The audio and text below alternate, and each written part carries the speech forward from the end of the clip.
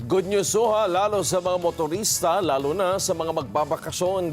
Inanunsyo ng Department of Energy na magpapatupad ng big-time oil price rollback ang mga kumpanya ng langis sa susunod na linggo.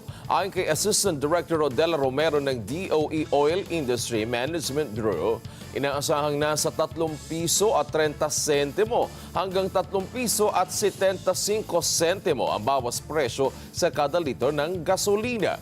2 piso at 90 sentimo hanggang 3 piso at 40 sentimo naman ang aasahang rollback sa diesel. Habang 3 piso 40 sentimo hanggang 3 piso 50 sentimo naman ang bawas presyo sa kerosene o gas. Ayon kay Romero, isa sa dahilan ng oil price rollback ay ang tumataas sa trade tension sa pagitan ng Amerika at China na pinangangambahang magresulta sa recession at pagbawas sa demand ng krudo.